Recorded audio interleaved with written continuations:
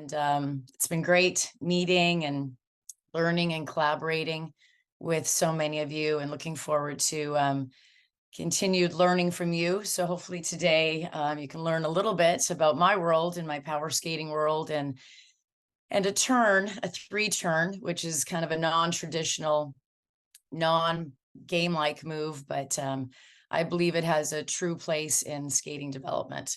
So if we go to the next slide, I can share a little bit about who I am. I originally started as a figure skater in Calgary, like most Canadians, in the backyard.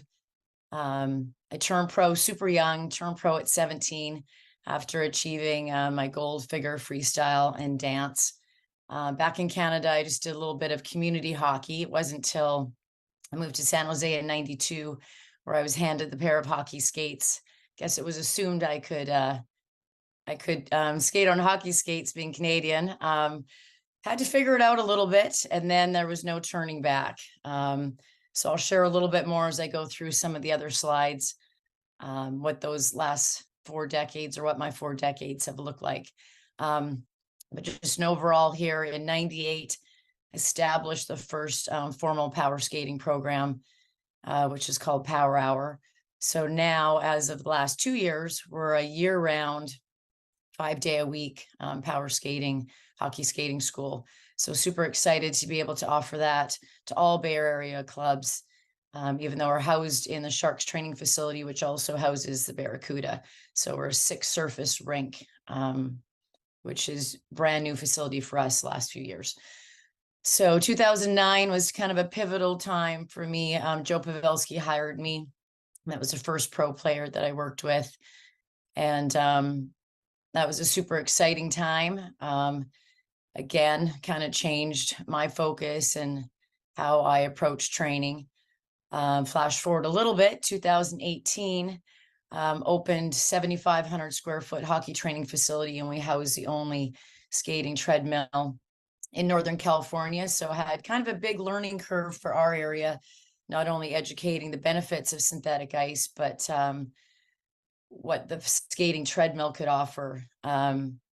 Lucky enough to spend my day and coach a lot of alumni players' families, and realized then the polarization of the skating treadmill.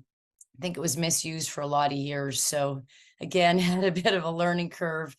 And at that point, I'd been coaching over 30 years and had to figure out how to parlay the skills into it. So I can share more about that in the discussion. Opened our second facility just this year. So now kind of balancing the business owner side of things. I'm presenting on a 3-turn, which I did the Global Skills Showcase 2022 for the coaches site. I've altered a little bit for today, so hopefully it sparks lots of discussion at the end.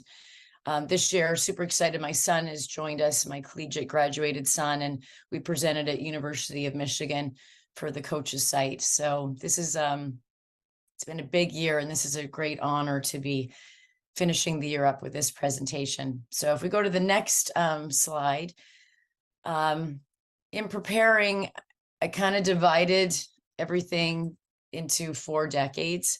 That first decade for me, turned pro at 17, like I said, went to my first convention, wasn't even legal drinking age.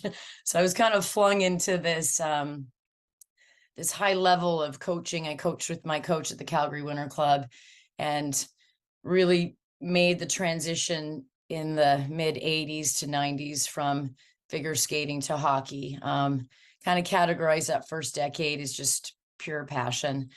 Next decade, kind of my 30s, it's late 90s, now a mother.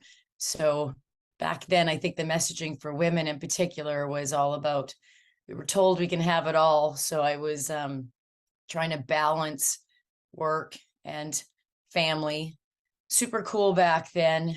There was 2 international hockey symposiums. Thank you, Peter Twist and Sean Skinner. So a good learning and a good transition for me to go and listen to coaches at that time that were teaching power skating, since there wasn't many resources at that time.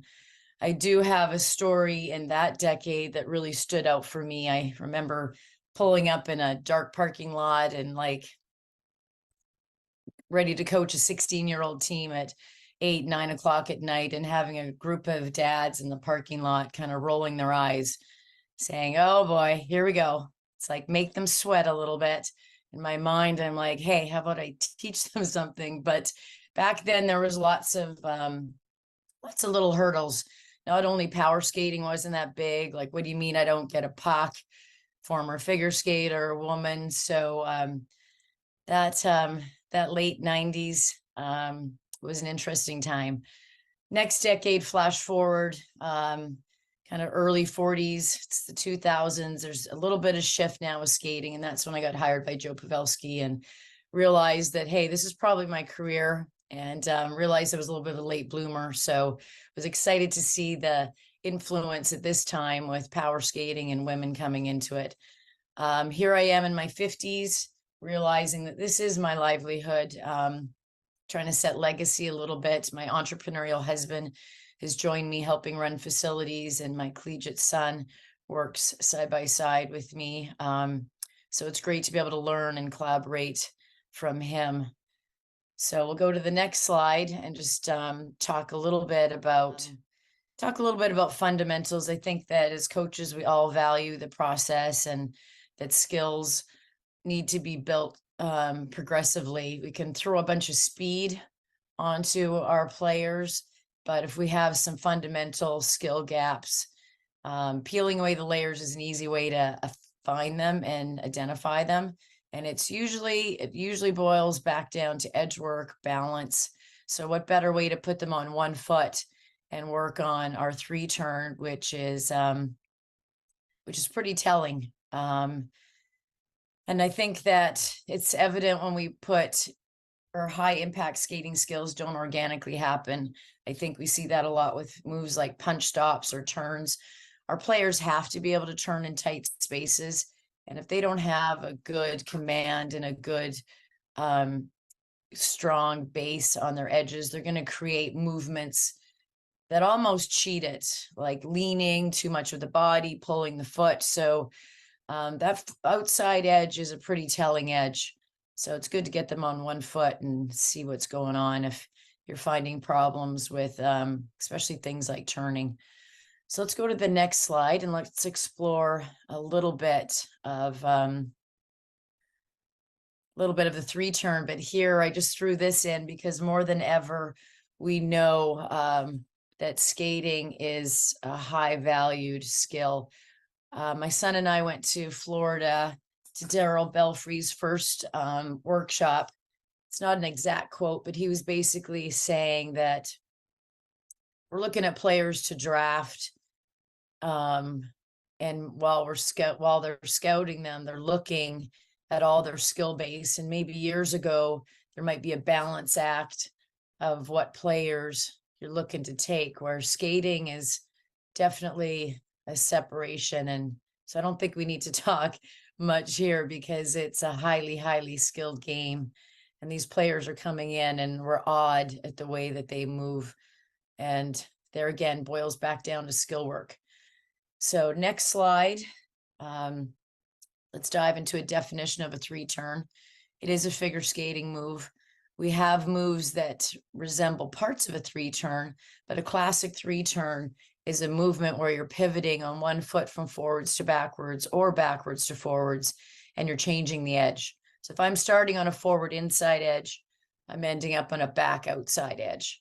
So a lot of balance goes into where the body is and where the shift is on the blade. I have a little video that's coming up here just to explain that a little bit more.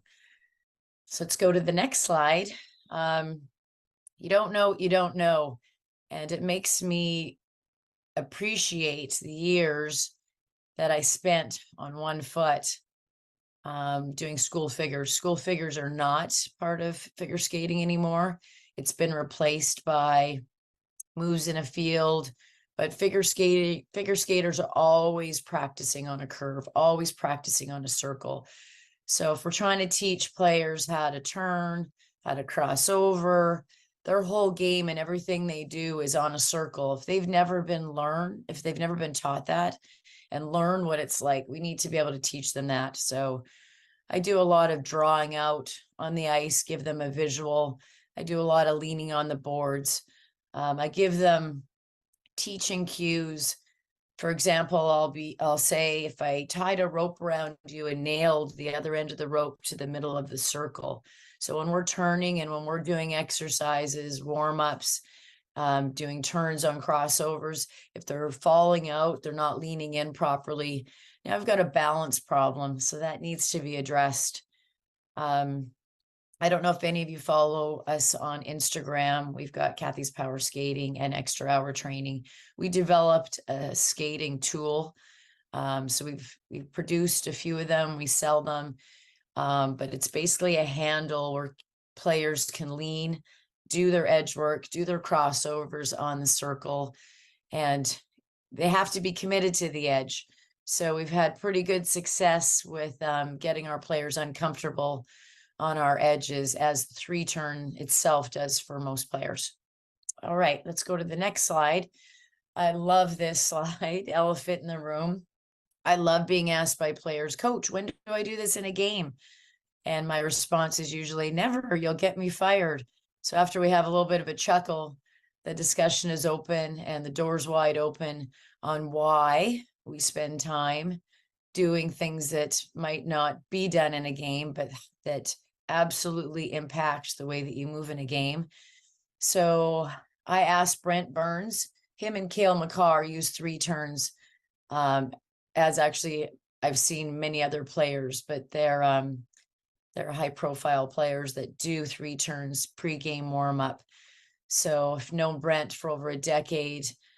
He is highly dedicated to his skating skill, coached his son for many years, went to San Antonio, worked with him, and he's on the ice with 10, 11, 12-year-olds.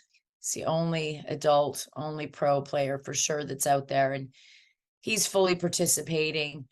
And so anyhow, I asked him if he had a sentence or two about why he does 3 turns, and he said, Kath, I'm way too long-winded. So here's a video of him and why he does 3 turns, and it's awesome. So here you go. Here's Brent Burns, why he spends valuable time on a game warm-up doing 3 turns. Brent Burns here from the San Jose Sharks. I've always used a 3-turn as a part of my warm-up. It was always a drill that I used from my skating instructor, Yari Bursky from Skate On. From an early age, we always did a lot of inside, outside, outside, inside, different configurations of it. And for me, being a bigger guy, it's always been important to feel a little bit of balance, to try not to dig too deep into the ice, which is difficult for me when I'm about 240 pounds. So, just for me to kind of get used to every game night and warm up, just gliding across the ice, trying to keep the noise down, trying to keep my edges smooth, kind of trying to pick up speed a little bit without pushing, just with using the edge. And obviously it's a great warm-up drill for the hip flexors, groins, ankles, knees, everything. I try to stay low, try to stay balanced, work on that edge control. Also feels good for the skates too, kind of get the skates into it. Since I've been playing the NHL, the boot is, we get new skates. I have to switch to get new skates more often. So just feeling that flex in the boot, feeling the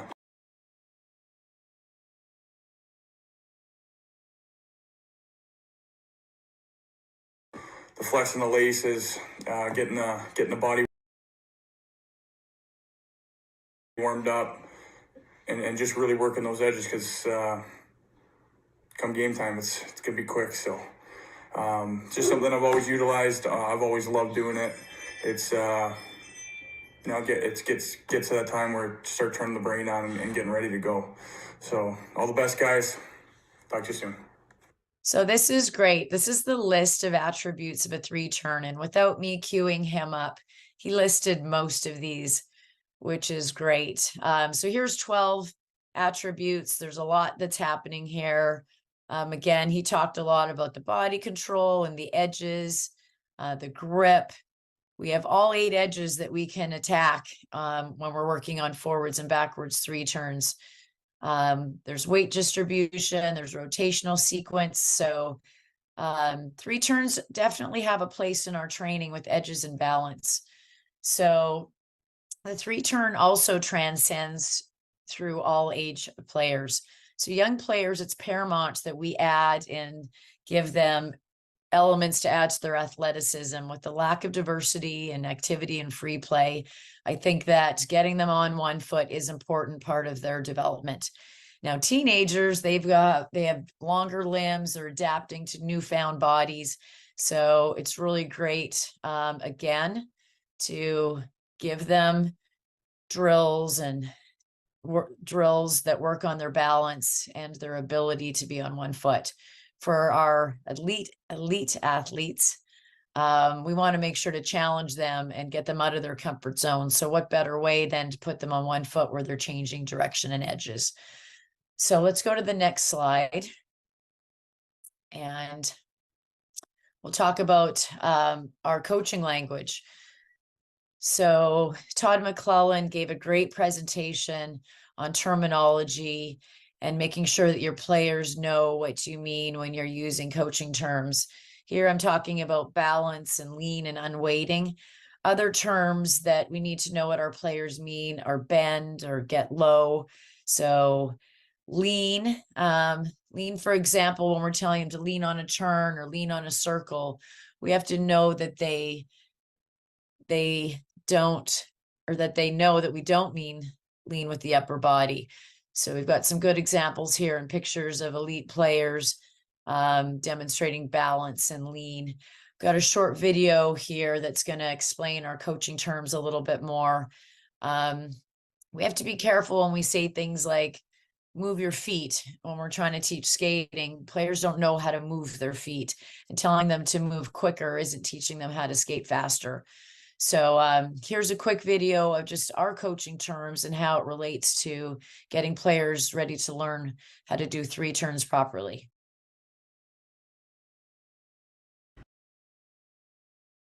Let's talk about lean and what we intend our players to do when we say lean. Young players might think that